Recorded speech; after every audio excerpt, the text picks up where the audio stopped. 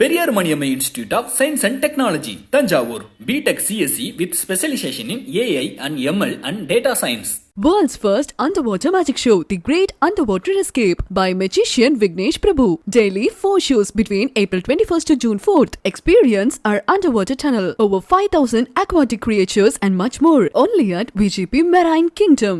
ஆன்மீக கிளிட்ஸ் நேயர்களுக்கு வணக்கம். தொடர்ந்து நம்முடைய சேனல்ல இருக்கிற ஆன்மீக பதிவுகள் எல்லாமே பார்த்துட்டு வரீங்க.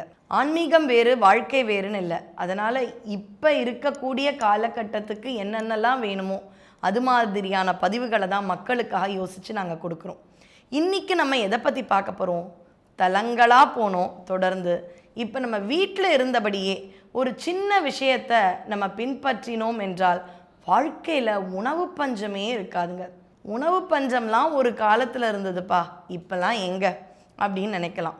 நம்முடைய தமிழகம் ஆகட்டும், நம்முடைய பாரதமாகட்டும், எல்லா இடத்துலையுமே எல்லா மாநிலத்திலையுமே பார்த்திங்கன்னா கடந்த ஒரு 200-300 ஆண்டுகளுக்குள்ள எப்பாவது ஒரு தடவை ரொம்ப கொடிய பஞ்சம்லாம் பார்த்துருக்காங்க.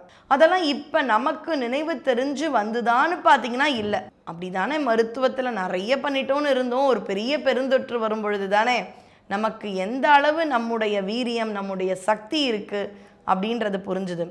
பஞ்சம் வரவே வேண்டாம். இன்று எல்லாருக்குமே ஓரளவு பொருளாதார வசதி இருக்குது. அப்படியும் உணவு தட்டுப்பாடு வரும் அப்படின்னு கேட்குறவங்களுக்கு ஒரு பதில் சொல்லட்டுமா? ஒரு 6-7 ஆண்டுகளுக்கு முன்னாடி சென்னையில் பெரும் மழை ஒன்று வந்தது. அதுவும் பார்த்திங்கன்னா அது மாதத்தின் முதல் வாரத்தில் வந்துடுச்சு. டிசம்பர் மாதம் முதல் வாரத்தில் பயங்கர மழை, விடாத மழை. ஒவ்வொரு இடமுமே பார்த்திங்கன்னா சின்ன சின்ன தீவாக மாறியது நம்முடைய இல்லங்கள்.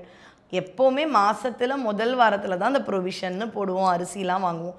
பல பேர் நிறைய பணம் இருந்திருக்கும், ஆனால் அவங்க வீட்டில் தானியங்கள் இல்லாத பல விஷயங்களை சொன்னாங்க.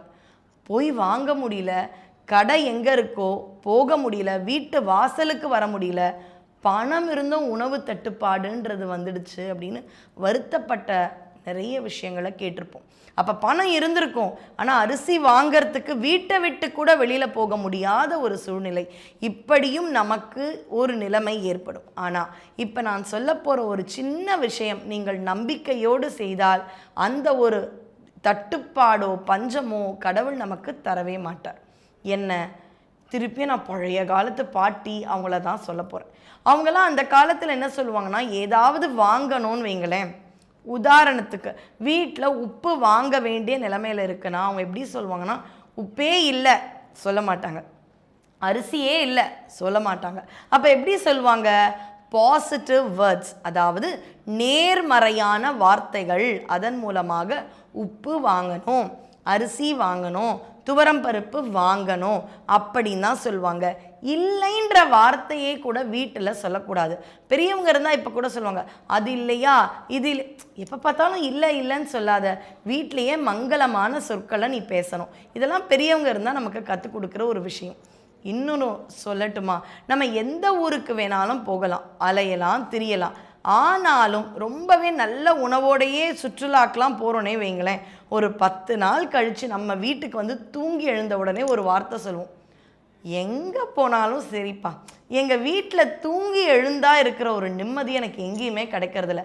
நாம் தான் வேணும்னு சுற்றுலாக்கு போகிறோம், ஆனாலும் அப்பப்போ ஒரு பதிவு பண்ணுவோம், என் வீட்டில் என்னுடைய அறையில் ஒரு குளிர்சாதன அறையோட இருக்கக்கூடிய நிம்மதி எனக்கு எதுலேயுமே இருக்கல. இப்போ தான் 10 நாள் கழித்து ஒழுங்காக நிம்மதியாக தூங்கினேன். ஏன்? அப்போ நம்மையும் அறியாமல் நம்முடைய இல்லத்தில் ஒரு கிரக தேவதையானவள் நம்மை காப்பாற்றி கொண்டிருக்கின்றாள். அதனால தான் எவ்வளவு பிரச்சனை, கலவரம், இப்படி எந்த இடத்துல இருந்தாலும் வீட்டுக்குள்ளே வரும்பொழுது நமக்கு ஒரு சின்ன பாதுகாப்பு உணர்வு. ஏன்? வீட்டுக்குள்ளே பல காவலர்களாக நமக்காக இருக்காங்க இல்லை, ஆனாலும் நம்முடைய இல்லம் சிறியதாக இருந்தாலும் சரி, பெரிய பங்களாவாக இருந்தாலும் சரி, நம்ம வீட்டுக்குள்ளே இருக்கும் பொழுது நமக்கு ஒரு பாதுகாப்பு அப்படின்ற ஒரு உணர்வு கிடைக்கிறது. அதற்கு காரணம் நம்முடைய இல்லத்தில் வாசம் செய்யும் கிரக தேவதையின் அருளால். பெரியவர்கள் என்ன சொல்கிறார்கள்? இது நிஜமாகவே எங்களுடைய இல்லத்தில் ஒரு பெரியவர் சொல்லி அடியேன் செய்ய ஆரம்பித்த விஷயம். என்ன அப்படின்னு பார்த்தீங்கன்னா, வீட்டில் இல்லைன்னு சொல்லக்கூடாதுன்னு சொன்னேன், வாங்கணும் அப்படி தான் சொல்லணும். அதுபோல் தினமும் இரவு நிறைய சமைச்சாலும் சரி, ஆனால் இப்போ ரொம்ப ரொம்ப வேகமான வாழ்க்கையில் ஒரு தோசை சட்னி இதுதான் நம்மளுடைய பிரதானமான உணவாக இருக்கு இல்லையா?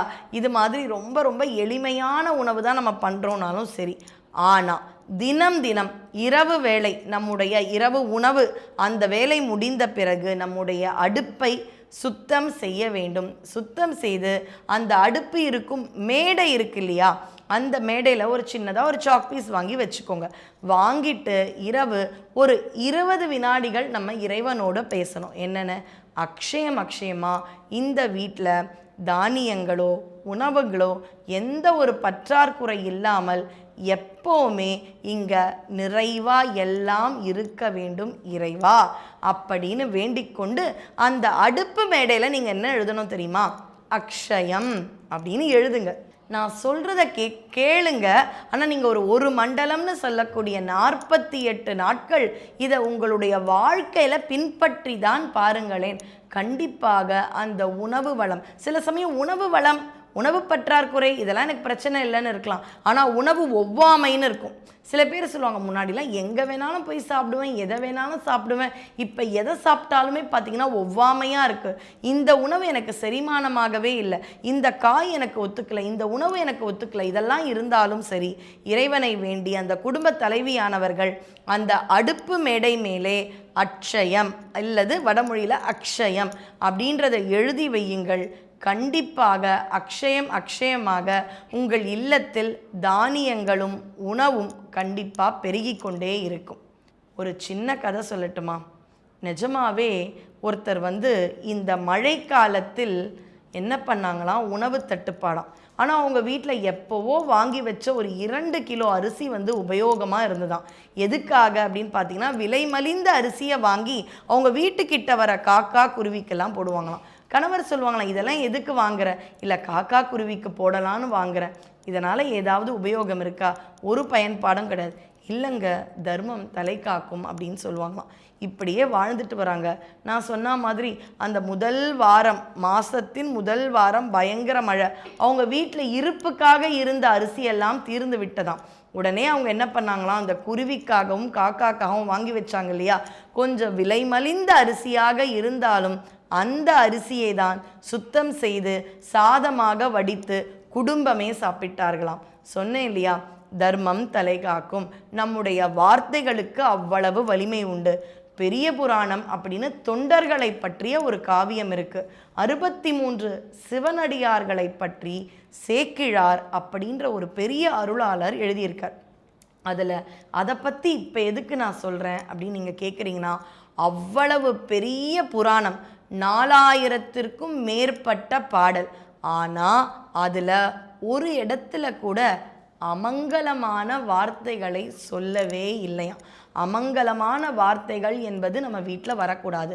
ஒரு தடவை ரமணருடைய அப்பா ஏதோ கோபத்தில் அலுவலகத்திலேருந்து வந்த காகிதத்தை ரமணர் ஏதோ கிழிச்சிட்டாரோ அல்லது ஏதோ செஞ்சிட்டார். சின்ன குழந்தையாக இருக்கும் பொழுது பகவான் ரமண மகரிஷி அவங்க அப்பா சொன்னாராம், டேய் என்னடா இதை போய் கிழிச்சிட்ட, நீ எங்கேயாவது போய் மொட்டை அடித்து சாமியாரா போ அப்படின்னு விளையாட்டாக சொன்னாராம். அவருடைய வாழ்க்கை பாருங்கள். கண்டிப்பாக மொட்டை அடித்து திருவண்ணாமலை கிரியில் வாழ்ந்த பெரிய மகானாக மாறிவிட்டார். அவர் சொன்னது வேற, அது மாதிரி அவர் ஆனது ஒரு உன்னதமான நிலை. ஆனாலும் நாம் நம்முடைய குழந்தைகளை திட்டும் பொழுதோ பேசும் பொழுதோ உணவின் இருப்பை பற்றி சொல்லும் பொழுதோ நல்ல வார்த்தைகளை பற்றி அதை சொல்லுவோம். இல்லைன்னு சொல்லாமல் எதிர்மறையான வார்த்தைகளை விட்டு நேர்மறையான வார்த்தைகளை உபயோகிப்போம். நீங்கள் அக்ஷயம்னு எழுத ஆரம்பிங்க.